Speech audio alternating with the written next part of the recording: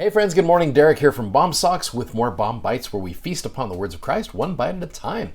So this week we are starting off with section 67 of the Doctrine and Covenants. Now, as I'm doing that for you, I want to show you a picture of our wonderful prophet, President Russell M. Nelson.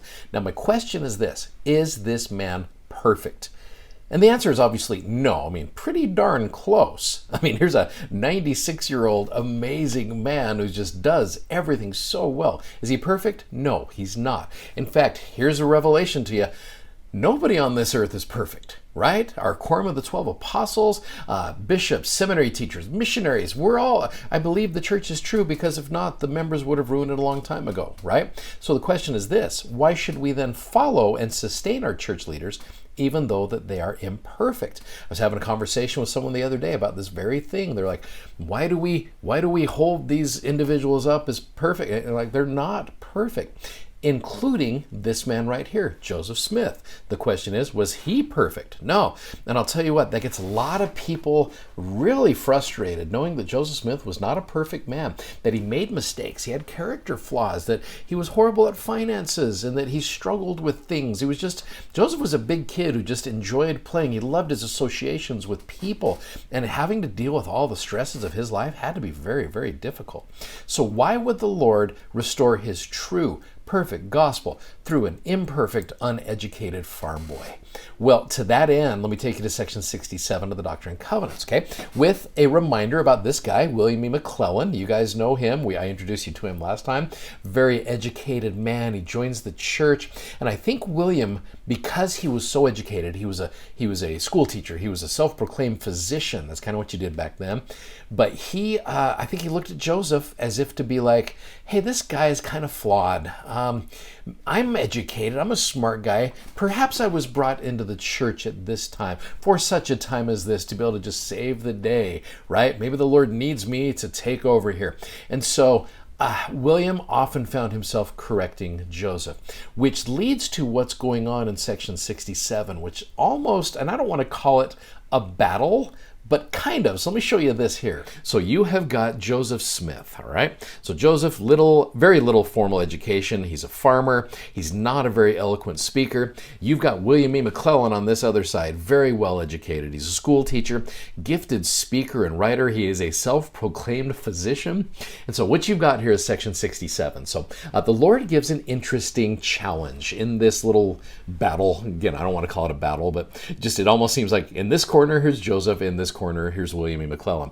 So the Lord says this in verse 4 of section 67. He says, "Now, I, the Lord, give unto you a testimony of the truth of these commandments which are lying before you. Your eyes," and I think he's talking to William here, "your eyes have been upon my servant Joseph Smith Jr. His language you have known, his imperfections you have known, and you have sought in your hearts knowledge that you might express beyond his language. This you also know. Now, seek ye out of the book of commandments, even the least that is among them, and appoint him that is the most wise among you." So take this, the simplest of revelations, and I want you to pick the guy that's smartest among you. And William E. McClellan maybe was that guy. "Or if there be any among you that shall make one like unto it, then you're justified in saying that ye do not know that they are true.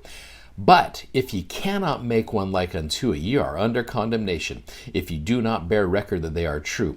For ye know that there is no righteousness in them, and that which is righteous cometh down from above, from the Father of lights." So why do you think Joseph Smith, who had limited formal schooling, could produce these revelations, but William E. McClellan, who was not well educated, could not? And why might it be helpful to know that the Lord reveals his will to our leaders, even though he knows these men are not perfect? Well, if you go to History of the Church, one of the things it says about William E. McClellan, it says, "William E. McClellan unwisely took the Lord's challenge and tried to write a revelation. Concerning this attempt, Joseph Smith recorded, after the foregoing was received, William E. McClellan, as the wisest man, in his own estimation, having more learning than sense," whew, that's tough, "endeavored to write a commandment like unto one of the least of the Lord's, but failed. It was an awful responsibility to write in the name of the Lord. The elders and all present that witnessed this vain attempt of a man to imitate the language of Jesus Christ renewed their faith in the fullness of the gospel and in the truth of the commandments and revelations which the Lord had given to the church through my instrumentality. And the elders signified a willingness to bear testimony of their truth to all the world. The sad thing about William A. McClellan is, again, it's a good man. He's a lot of potential, a very gifted man. The question is, did William E. McClellan follow the counsel he was given? Well, Brother McClellan served faithfully for several years. He was called to serve as one of the first members of the Quorum of the 12 Apostles in this dispensation. Again, a gifted, good man.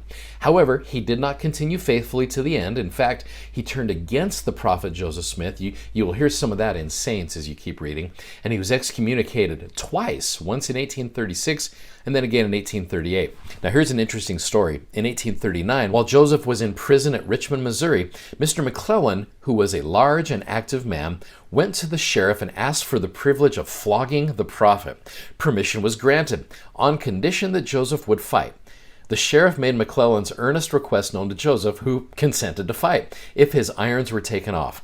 McClellan then refused to fight unless he could have a club, to which Joseph was perfectly willing, but the sheriff would not allow them to fight on such unequal terms. So you see kind of the mess that William A. McClellan came because of that pride in his heart, and because he felt like, he's like, if this man is imperfect, then why should we follow him? Now, here's an interesting question I want you to think about. Who is an imperfect person that has blessed your life in the church, even though there were probably more qualified than them to serve in a certain calling?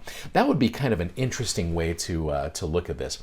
And so that's something that you can talk about, something you can discuss. So here's a quote from Elder Jeffrey R. Holland that I think helps with that. Be kind regarding human frailty, your own as well as that of those who serve with you in a church led by volunteer mortal men and women, except in the case of his only perfect begotten Son. Imperfect people are all God has ever had to work with. That must be terribly frustrating to him, but he deals with it. So should we. And when you see imperfection, remember that the limitation is not in the divinity of the work. So be patient and kind and forgiving. Like I said, God must be truly frustrated when he works with us as individuals who are imperfect. So what I would say to you is be very patient with imperfect people out there. Trust that the majority of these individuals are trying to do what is right as best as they know how to. And I'm okay with that. Hopefully that will help you when dealing with individuals in the church who might be a little imperfect. So anyway, I hope that helps you guys out. Thanks for watching. Thanks for subscribing. And thank you for sharing. We will see you tomorrow. Godspeed. Bye-bye.